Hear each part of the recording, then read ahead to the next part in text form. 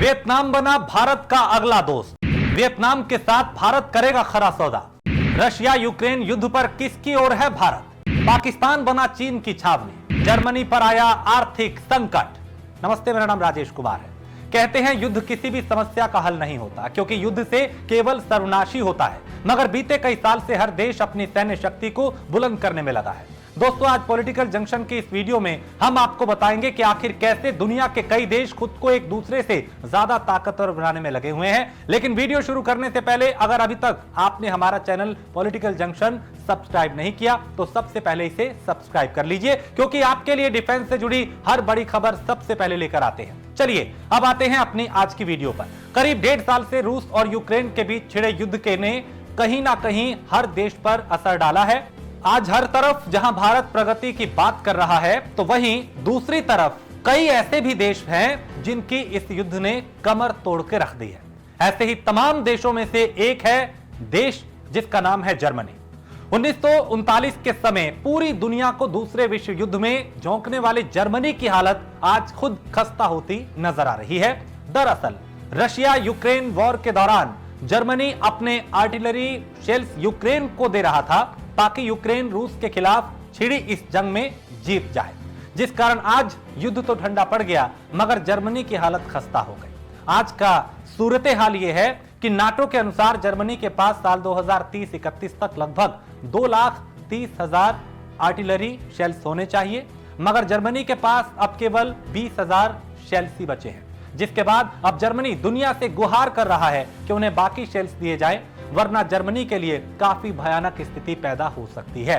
तो फिर सवाल ये उठता है कि इस गंभीर समस्या में जर्मनी की मदद कौन करेगा? क्या भारत के पास इतने संसाधन हैं जो हम जर्मनी की मदद कर सके? शायद आप में से बहुत से लोग सोच रहे होंगे कि भारत ऐसा कैसे कर सकता है, क्योंकि हमने तो खुद इस संकट में अपने देश को कड़ी मुश्किल से संभाला है और बड़ी मुश्किल से संभाला है देश को। और हम आपको यह भी बता दें कि दोस्तों यहां भारत को भी कम आंकना ठीक नहीं होगा। दरअसल दोस्तों, हाल ही में देश के रक्षा मंत्री राजनाथ सिंह ने बताया कि 2023 के अंत तक वियतनाम भारत से ब्रह्मोस मिसाइल खरीदेगा, जिससे दोनों देशों के बीच रिश्ते तो मजबूत होंगे ही, साथ ही साथ भारत के बढ़ते निर्यात और देश भी शामिल होंगे। यानी आसान भाषा में भारत के ग्राहकों में बढ़ोतरी होगी। बता दें कि वियतनाम से पहले फिलीपींस भी भारत से ब्रह्मोस मिसाइल खरीद चुका है।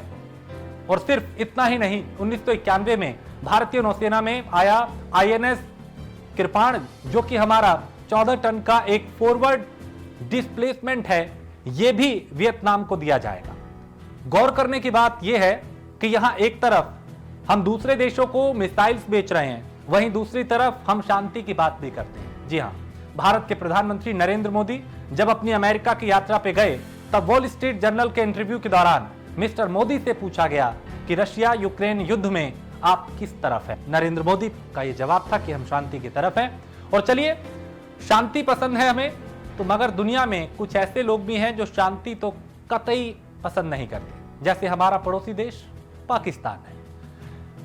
हम सभी जानते हैं कि चीन और पाकिस्तान के रिश्ते काफी मजबूत हैं, मगर हम शायद ये नहीं जानते कि चीन अब पाकिस्तान में 1100 मेगावाट का एक नया पावर स्टेशन बनाने वाला है, जिसमें तकरीबन $5 बिलियन का खर्चा होगा। दोस्तों, इसी के साथ अब चीन चश्मा 5 के नाम से भी एक प्रोजेक्ट शुरू करेगा, जो कि पाकिस्तान में चीन का 6ठा प्रोजेक्ट होगा। तो अब सवाल उठता है कि चीन पाकिस्तान में कितना निवेश करना चाहता है। तो हम आपको यह भी बता दें कि चीन तकरीबन $65 बिलियन का निवेश पाकिस्तान में करेगा। आइए अब कुछ मजे की बात भी आप तक हम पहुंचाते हैं, जानते हैं। दरअसल इकोनॉमिक्स के मुताबिक किसी भी देश को अपने अधीन करने के लिए 3 सेक्टर्स पे काबू करना बहुत जरूरी होता है, और इसमें है इलेक्ट्रिसिटी, रोड और कम्युनिकेशन। तो दोस्तों, मजे की बात यह है कि चीन ही वो देश है जो पाकिस्तान के ये तीनों सेक्टर्स को कंट्रोल करता है। इसका मतलब यह है, यह कहना गलत नहीं होगा कि पाकिस्तान अब चीन की छावनी बन चुका है, चीन की छत्र छाया में वो फल फूल रहा है। और इन सब पर आपकी क्या राय है, हमें कमेंट करके जरूर बताएं। वीडियो को लाइक करें, शेयर करें, और अगर आपने अब तक हमारा चैनल सब्सक्राइब नहीं किया है पॉलिटिकल जंक्शन, तो इसे सब्सक्राइब जरूर करें, ताकि तुरंत हर छोटी बड़ी खबर आप तक पहुंचे।